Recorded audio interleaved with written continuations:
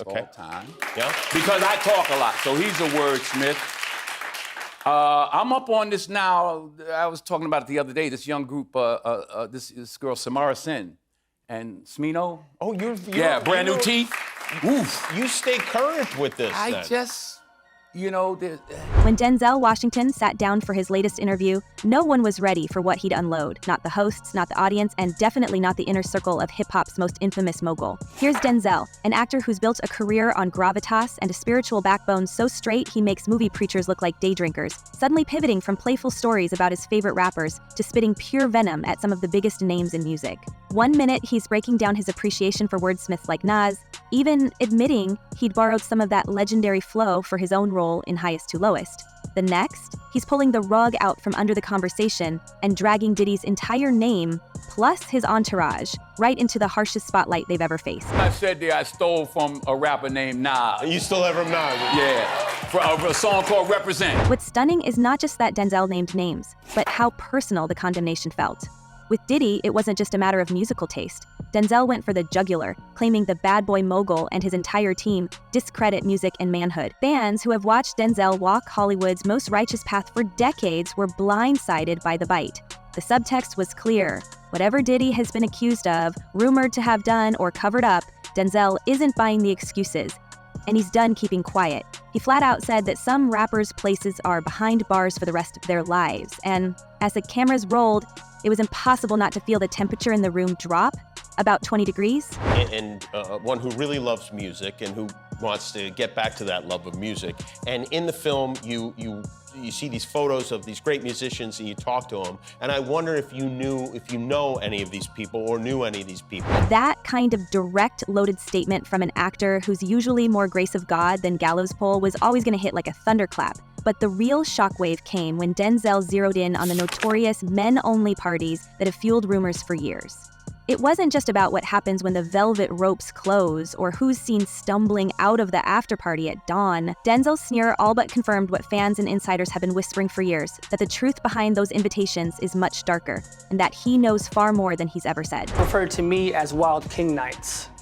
And what a Wild King Night was when him and a guest would go to a hotel room or be at his home, his bedroom, and they would have intimate gatherings. I would have to go and prep that hotel room, which consisted of baby oil, Astroglide. Now, as much as Hollywood loves an open secret, what set this moment ablaze wasn't just the swipe at Diddy, but the implication that there's a whole layer of showbiz operating behind coded language and shadowy invites. Denzel's jab, he doesn't even consider them men, landed like a grenade tossed into a glass house. Was this just an old-school star bristling at what passes for masculinity in 2025? Or was it something else, a calculated hint from someone who's brushed up against the industry's filthiest rumors and maybe seen the guest list for those parties? It was at a party at Diddy crib in LA. This was the beginning of 2020. At this point, social media lost its collective mind. Every armchair detective and self-appointed moralist dove into a frenzy, hunting down every moment Denzel and Diddy ever shared a red carpet. Suddenly, that time Denzel refused an invite to Diddy's yacht party didn't look like a scheduling issue. It looked like the opening move in a Cold War. Multiple sources close to both camps, from hairstylists to former road managers, claim there's been bad blood simmering for years, stemming from an early 2000s snub. Word is Diddy personally reached out to Denzel, invited him to one of his infamous all-male gatherings. Denzel said no. Not just no thanks, but an old-school, Bible-thumping, burn-the-bridge kind of no. After that, the invites stopped and the icy distance began. Insiders who claim to have seen both men in the same room say you could feel the tension in the air like a thunderstorm. Diddy, known for holding grudges tighter than a Grammy, reportedly started excluding Denzel from industry events. On the flip side, Denzel allegedly made it clear to studio bosses and up-and-coming actors, if you want to keep your name clean, steer clear of Diddy's orbit. It was a shadow war, says a longtime publicist who's seen more backroom deals than a Vegas bookie. The feud wasn't about money or creative differences. It was about principle, or, if you believe the more salacious whispers, about what one of them saw or was offered behind closed doors. And I think when it came to, it's not just the more serious charges, but it's the more complex charges, where the jury, in order to, for instance, find guilt on the racketeering charge, was going to have to find not just that Sean Combs had kicked his girlfriend, had beat people up, had engaged in truly abhorrent behavior, but that he ran a criminal. It would be easy to dismiss Denzel's words as an out-of-touch rant if it weren't for what's been brewing around Diddy for years. The man's reputation is now tangled up in lawsuits and stories so wild you almost expect the FBI to walk through the frame at any minute. Lawsuits have accused Diddy of building an empire on more than just beats and branding. Charges of orchestrated freak-off parties, coercion, intimidation, and criminal enterprise have all landed in front of judges and jury. Even the press, usually careful not to poke the hip-hop hornet's nest, has started openly discussing the scale and depravity of what's been alleged. When federal prosecutors start tossing around words like racketeering and trafficking, suddenly Denzel's behind bars crack. Doesn't sound so off base. But for every court filing, there's an even juicier rumor. The timing of Denzel's outburst has thrown gas on the fire, with some fans speculating that he's got his own reason for breaking silence now. There's talk, never confirmed, but repeated with a wink by those who claim to know, that Denzel's been approached by investigators more than once, or at least knows which questions not to answer. What did he see at those legendary LA parties? Who else was there? Why did he never show up on the guest lists when even reclusive movie stars and faded rappers made the cut? I mean, you gave me the oosh-gosh moosh. I love it, yo. I love it. You gave me the oosh-gosh moosh. The men-only angle, though, is where the speculation turns radioactive. If Denzel's comment was just old-school tough guy posturing, it landed at the absolute worst moment, with social media still reeling from Orlando Brown's off-the-wall, half-believed claims about late-night encounters with Diddy, Drake, Usher, and more. Brown's erratic interviews, peppered with references to making love with half the industry's A-list, have been brushed off by many as delusions or a desperate cry for attention. But when Denzel, the definition of stability, echoes that theme, even in his own much more cryptic way, it's like the universe has decided to play a very dirty game of telephone. What's more, Denzel's remarks have sparked a fresh round of investigative deep dives. It's no longer just bloggers and fringe YouTubers piecing together clues.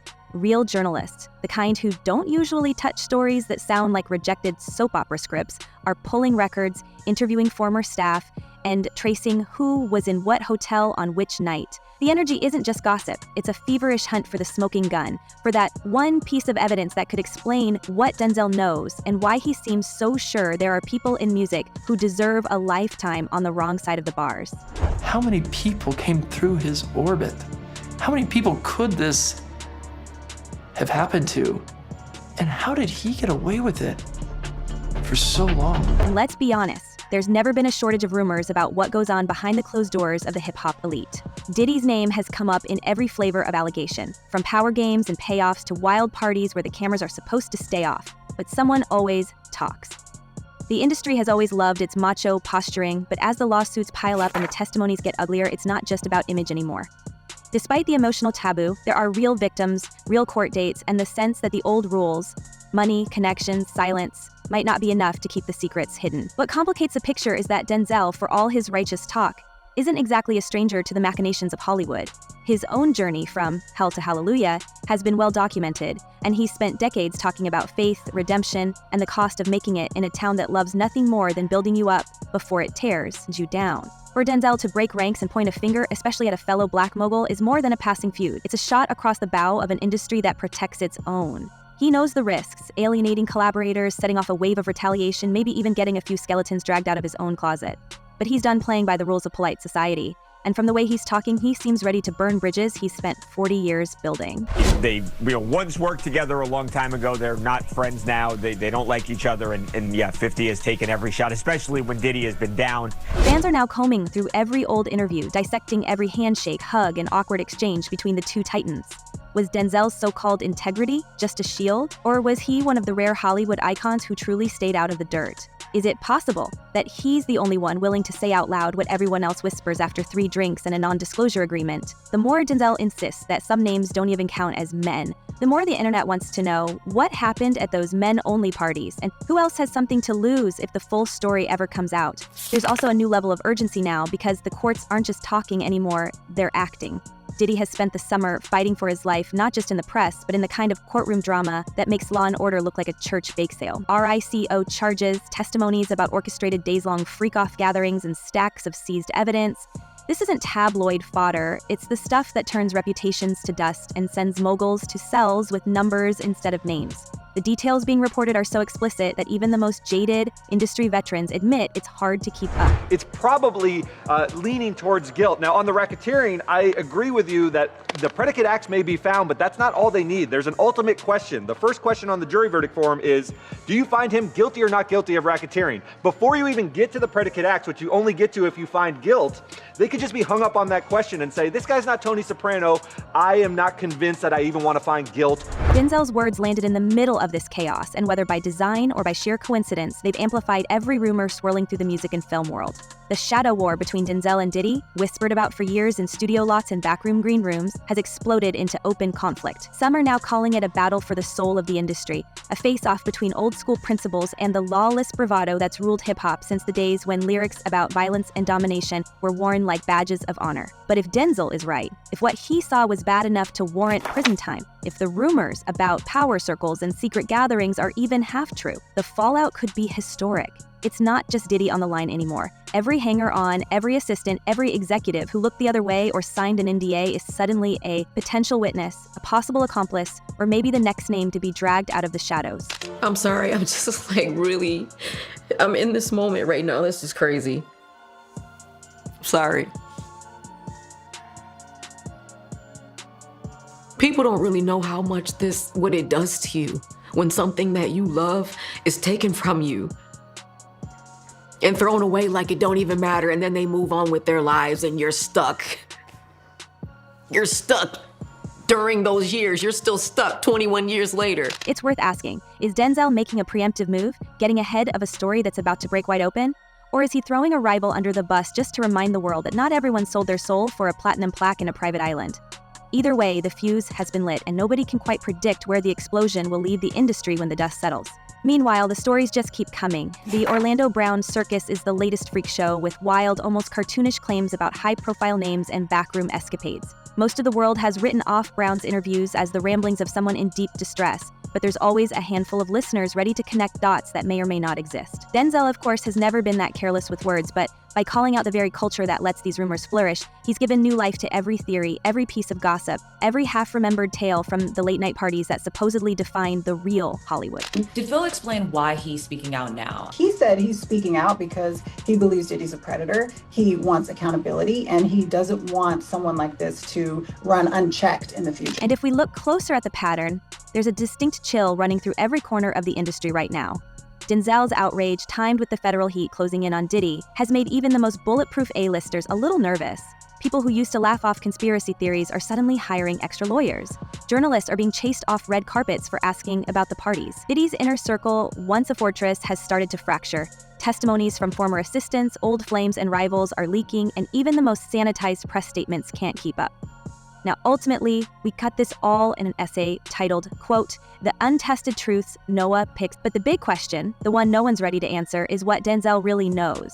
Is this just a man who's had enough of watching his world sink into scandal? Or does he have the kind of firsthand knowledge that could actually blow the lid off decades of buried secrets? What does it mean when one of the most respected figures in Hollywood, the man everyone calls a beacon of integrity, stops biting his tongue and lets the world know exactly how angry he is? And if this is the beginning of the end for the culture of silence, who else will come forward? Dishonest, violent, horrible. A promiscuous swinger who lied to and cheated on multiple partners. Incredibly, that's how Sean Diddy Combs' own lawyers describe the billionaire music mogul, currently facing serious trafficking charges in a New York court. When we look beyond the heat of Denzel's words, what starts to emerge is a deeper ideological collision, a clash between faith and fame that's been quietly roiling beneath the industry surface for years. Denzel's voice, always anchored in a devotion that seems almost anachronistic in modern Hollywood, now rings out as a challenge to everything the Diddy lifestyle represents. It's more than beef between two megastars, it's a skirmish for the very soul of celebrity culture. For decades, Denzel has spoken openly about being filled with the Holy Ghost, crediting his family and faith for keeping him on a straight path in a business famous for swallowing people whole. There's a sense now that his new stance isn't just about Diddy, but about drawing a bold moral line in the sand. It's impossible to ignore how Denzel's spiritual convictions shape this moment. when he points at Diddy's crew and labels their escapades a disgrace, it isn't just about tasteless parties or questionable masculinity. He's indicting a value system, a culture that, in his eyes, rewards indulgence, excess, and a calculated dehumanization of others.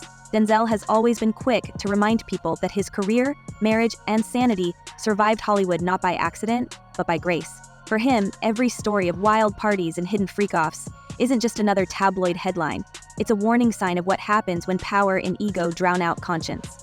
The unspoken message for other stars is clear. Stray too far from your principles and the abyss will eventually stare back. Listen to this description, because there was a whole section of that complaint dedicated to Christina Korum, where Rodney Jones basically makes the allegation that Christina Korum is the Ghislaine Maxwell to Sean Combs' Jeffrey Epstein. That's what it says.